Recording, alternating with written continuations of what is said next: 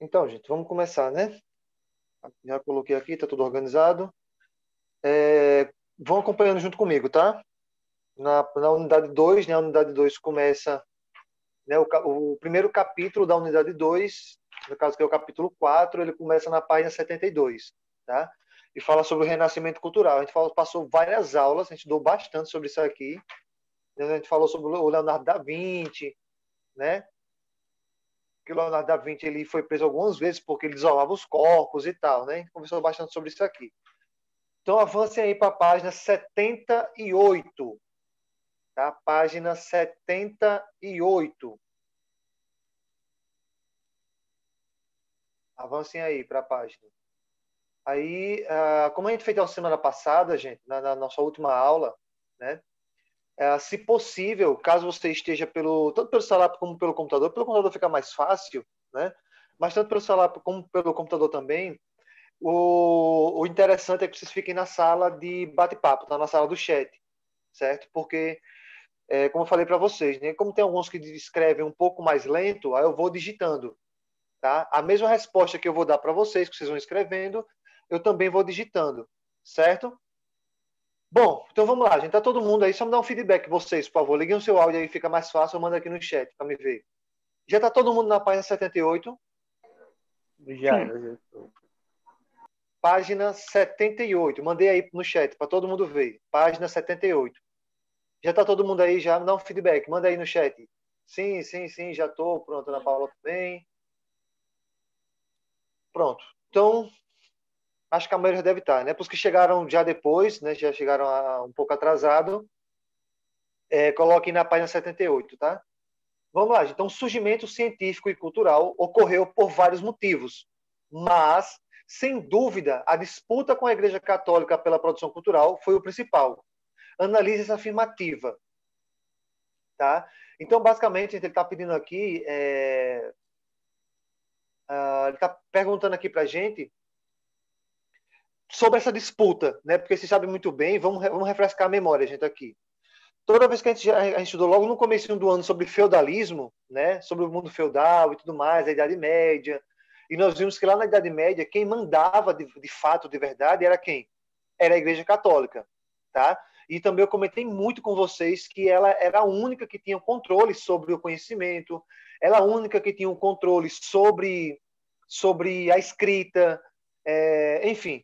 E também lembrando, gente, que mais de 90% da população era analfabeta. Então, os únicos que sabiam ler e escrever eram pessoas ligadas ao clero, né?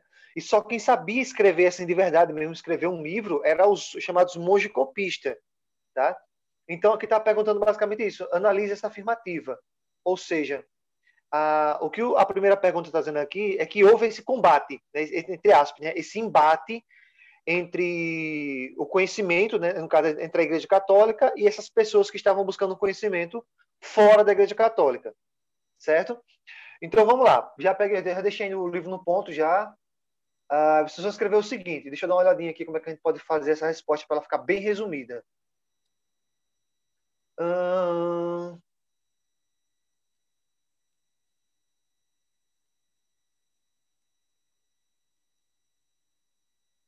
Bom, vamos lá. Escrevam o seguinte, pessoal. Olha só. Com o fim da Idade Média.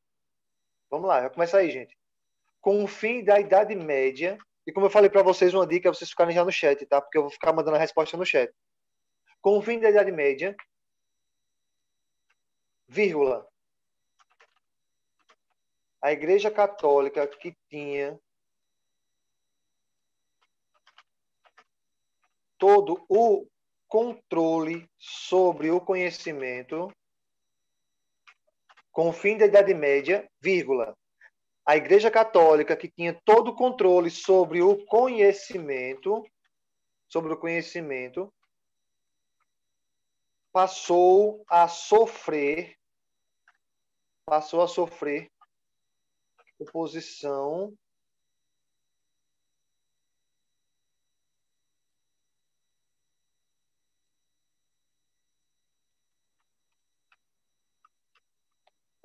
oposição de intelectuais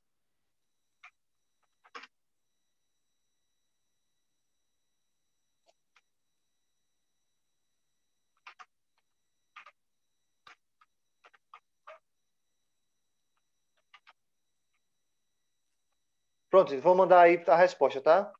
Olha só. Pronto, mandei aí a resposta. Fiquem lá na parte do chat, porque dá para você ver a resposta completa, tá?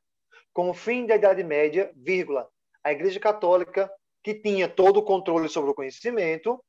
Ah, gente, depois da palavra conhecimento tem outra vírgula, tá? Eu esqueci de colocar aqui.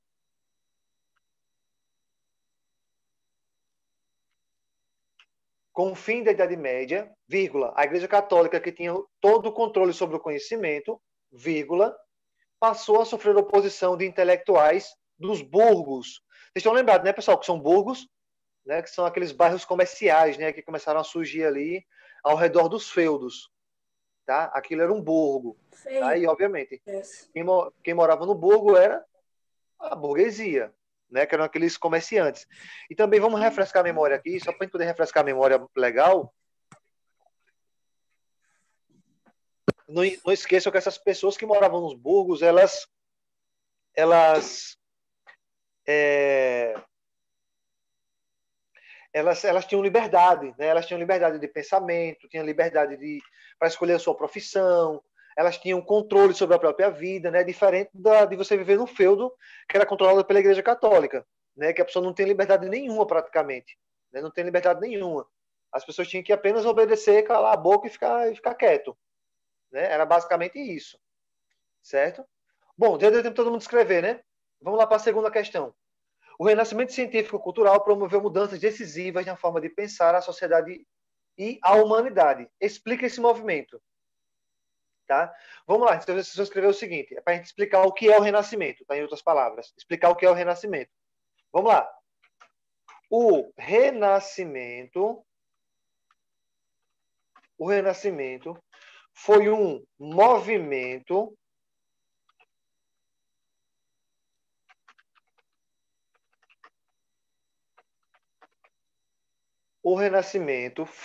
um movimento científico, vírgula, cultural e artístico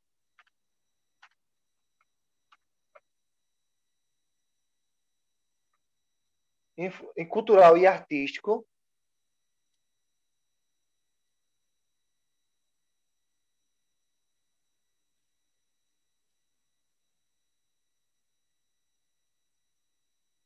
o Renascimento foi um movimento científico, cultural e artístico que deu base para grandes transformações, que deu base para grandes transformações no mundo da época. Pronto, ficou ótima essa resposta. Bem resumidozinho. Muito bom. Vamos lá, coloquem aí. O Renascimento foi um movimento científico, vírgula, cultural e artístico que deu base para grandes transformações no mundo da época. Vamos lá, vou dar um tempinho para vocês escreverem.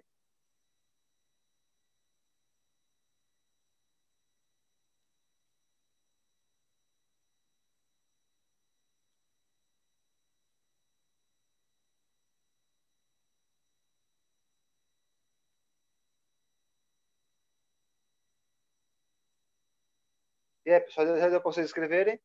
Vou mandar de novo. A última vez aí. O Renascimento foi um movimento científico, cultural e artístico que deu base para grandes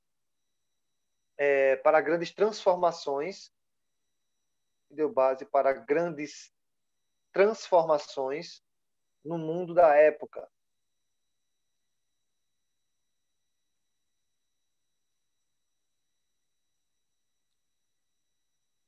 Bom, já deu tempo todo mundo escrever, né?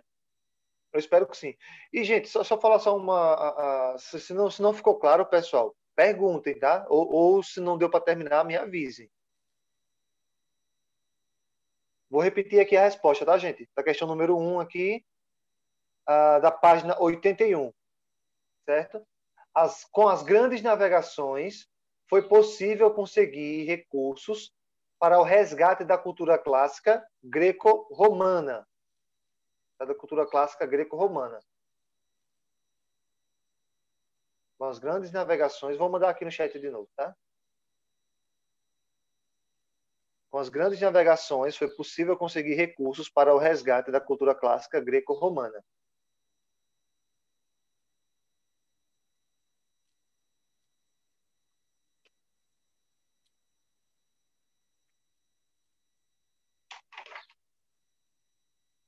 Gente, olha só, como deu um probleminha aqui na gravação, eu vou repetir aqui só as respostas, tá? Da página 78, tá? Tá pedindo para afirmar, né, aqui, afirmar essa análise, né, da questão número 1, tá? No caso, o surgimento do renascimento científico e cultural ocorreu por vários motivos, mas, sem dúvida, por uma oposição, né? No caso aqui, uma disputa entre a Igreja Católica e a produção cultural, tá? No caso do renascimento cultural. Então, a resposta foi a seguinte, só para revisar aqui, tá? Resposta da questão número 1 da página 78. Com o fim da Idade Média, a Igreja Católica, que tinha todo o controle sobre o conhecimento, passou a sofrer oposição de intelectuais dos burgos. Tá? Essa foi a resposta da primeira questão. Segunda questão. Está pedindo aqui para explicar o que foi o Renascimento. Tá? O que foi o Renascimento cultural. Aí a resposta é: o Renascimento foi um movimento científico, cultural e artístico que deu base para grandes transformações no mundo da época. Essa é a resposta da segunda questão. A resposta da terceira questão está perguntando aqui quais foram os motivos, né? Quais foram os motivos que fizeram com que o Renascimento fosse especificamente na Itália. E aí foram 4 motivos. Primeiro, localização geográfica, que facilitava o comércio entre as várias nações. Segundo motivo, surgimento da burguesia. Terceiro motivo, surgimento dos mecenas. E quarto motivo, retomada da arte clássica greco-romana. E a pergunta número 4, né, no caso, pergunta especificamente quem são os mecenas. E aí a resposta é pessoas, nobres ou clérigos, que financiavam a arte. Tá? Foi só uma revisadazinha aqui, que deu um problema na gravação. Eu estou repetindo aqui só para garantir que vai ficar gravado para vocês. Certo? Bom, gente, vamos lá. Vou repetir aqui a resposta da questão 1, da página 81. Com as grandes navegações, foi possível conseguir recursos para o resgate da cultura clássica greco-romana. Conferiram aí, né? Tá tudo certinho com vocês aí, né? Vamos lá para a pergunta número 2. Está dizendo o seguinte, que deixa eu ver aqui. Observamos esse processo durante a Idade Média, inclusive no século XIX, com o advento da teoria evolucionista de Charles Darwin. Diante disso, qual a relação podemos estabelecer com o antropocentrismo e o teocentrismo? Bom, gente, aqui é bem simples essa resposta, tá? Vocês já devem estar lembrados, né, pessoal? Lembrem aí, o que significa teocentrismo? Vamos ver quem vai ser o salvador da pátria dessa vez. O que significa, lembrem aí, o que é que significa teocentrismo? Lembrando que teocentrismo era o pensamento básico. Teocentrismo é o homem no centro, né? Teocentrismo. Teocentrismo. Que é a base de pensamento da Idade Média inteiro. Né? Aqueles 1000 anos de Idade Média foi baseado no chamado teocentrismo. A igreja acima de tudo. Quase. Não a igreja especificamente, tá? No caso aí, se fosse a igreja, seria... Deus. Tipo Deus. Que considera acima de tudo. Teoria como centro? Não, Arthur. Teoria faz nem sentido, cara. Como é uma teoria como centro? Que teoria? Né? Qual teoria como centro? Gente, vamos lá. É só você dividir a palavrinha, pessoal. Centrismo é centro. E a palavra teo? Deus. Então, teocentrismo. Só que, como tá Deus no centro. Pronto, ou seja, teocentrismo. Deus acima de tudo. Deus, não acima, como centro. Como entendeu? centro. Porque se a gente coloca como acima, fica parecendo que existe uma pirâmide, entende? Mas quando você coloca como centro, significa que tudo o que acontecia girava em torno dele. Sacou agora? Então vamos lá. Então, teocentrismo, centrismo, centro, teo, Deus. Deus como centro de tudo. Tá? Então, gente, isso aqui é coisa que eu já falei para vocês 1 milhão de vezes. Se chovia, foi bênção de Deus. Se Teve seca, matou a plantação, castigo de Deus. Se a pessoa nasceu numa família rica, bênção de Deus. Na sua família pobre, castigo de Deus. Enfim, na cabeça deles era isso, né? Tudo era bênção ou punição, né? Então, eles não poderiam pesquisar nada, enfim, estudar nada, certo? E antropocentrismo, né? A Paulinha comentou mais cedo, gente. Centrismo, centro. E antropo, homem. Homem como centro de tudo. Então, vamos lá para a resposta. Aqui está perguntando para a gente fazer aqui, no caso, justamente essa explicação. Então, o que você vai colocar na resposta da segunda questão da página 81? Vamos lá, coloca aí na resposta. Teocentrismo é a teoria que Deus está no centro e no controle de tudo. Vamos lá, coloca só assim que já fica bem completinha a resposta. Mandei aí para vocês, tá? Teocentrismo é a teoria... Eita, esqueci a palavra Deus. Foi mal, deixa eu colocar aqui novamente, tá? Deixa eu escrever aqui, peraí, só um minutinho.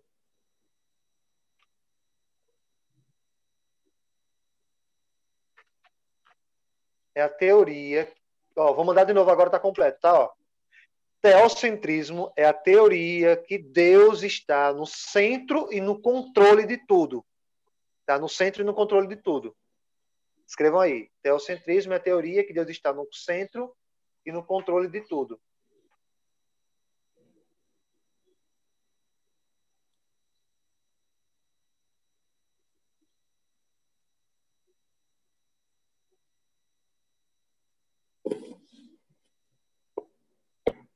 Já escreveram? Teocentrismo é a teoria que Deus está no centro de tudo. E antropocentrismo, gente, e antropocentrismo você vai colocar praticamente, entre aspas, quase que o contrário. Ao invés de você colocar teocentrismo, você vai colocar antropocentrismo é a teoria que agora não é Deus, mas agora o homem. E, gente, quando a gente fala aqui homem, eu vou até deixar aqui, do jeito que as pessoas estão chatas hoje em dia. Ó, antropocentrismo é a teoria que o homem, quando eu falo homem, é a humanidade, tá? Não é só homem gênero masculino, não, tá? Olha aí, ó. Antropocentrismo é a teoria que o homem, no caso, humanidade, está no centro e no controle de tudo. Escrevam aí. Antropocentrismo é a teoria que o homem, no caso, aí bota entre parênteses, humanidade, que o homem está no centro e no controle de tudo. Antropocentrismo é a teoria que o homem, a humanidade, no caso, está no centro e no controle de tudo.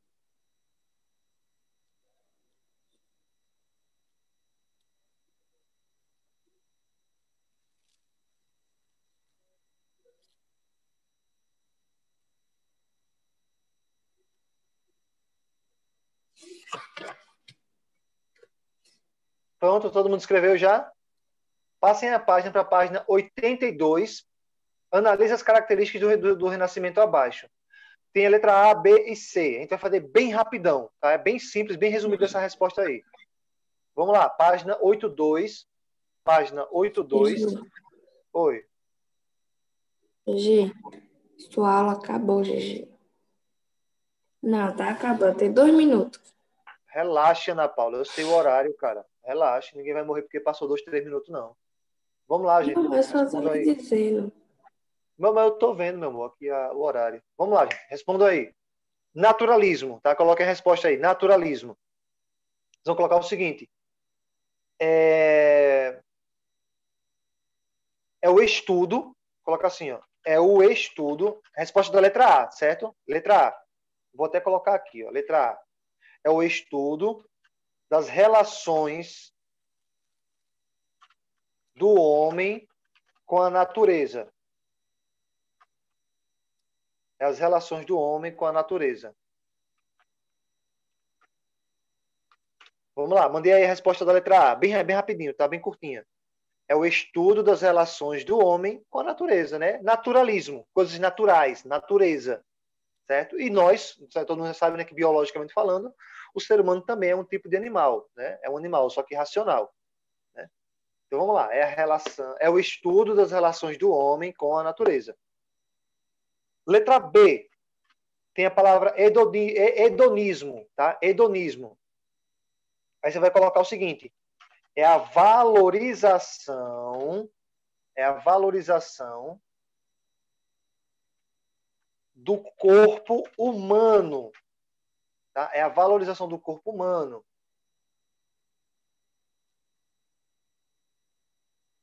É a valorização do corpo humano e de seus sentimentos, tá? É a valorização do corpo humano e de seus sentimentos. Em outras palavras, é a valorização do homem de uma forma geral, tá? Alguém ia falar alguma coisa? Ô, professor, eu me perdi. Eu não sei qual é para escrever na segunda da página 81. Me perdi todinha. Hoje você está bem atrasada, viu? Depois você pega com alguém, viu? A resposta da segunda questão da página 81 é a seguinte. Vá para a parte do chat, Kathleen. Lá no chat tá todas as respostas, cara. Lá no chat tá as respostas. Por causa que, tipo, eu me perdi mesmo. Tipo, eu tava escrevendo a primeira. Terminei de escrever a primeira. Aí, como tem o antropocentrismo. Pronto. Essa parte do antropocentrismo é a resposta da segunda. Tá? Ó, a primeira parte da segunda questão. Teocentrismo é a teoria que Deus está no centro de tudo. No centro e no controle de tudo. Segunda parte da segunda questão. Antropocentrismo é a teoria que o homem, a humanidade, está no centro e no controle de tudo. É só isso. Tá? Foi por isso que eu me confundi, porque eu achava que era outra questão essa. Não, é a mesma questão. No caso, aí só são divididos em duas partes. Tá? E no caso agora, na questão 8.2, letra A, é o estudo das relações do homem com a natureza. Essa é a letra A. Letra B, é a valorização do corpo humano e de seus sentimentos. Tá? E agora a letra C. Vamos lá, agora a letra C é o pensamento humano e científico. Só isso, tá? É o pensamento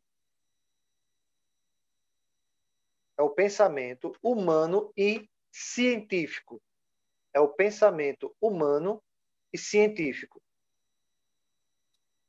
Pronto, pessoal. Então a gente encerra por aqui e na próxima semana, a partir da próxima semana, nós vamos... eu vou olhar como é que está a questão do tempo, tá? Talvez a gente já comece com as nossas aulas sobre as revoltas coloniais, ou nós vamos continuar com a atividade da página 93. Tá? Eu vou dar só uma olhadinha, vou conferir, e aí semana que vem nós continuamos.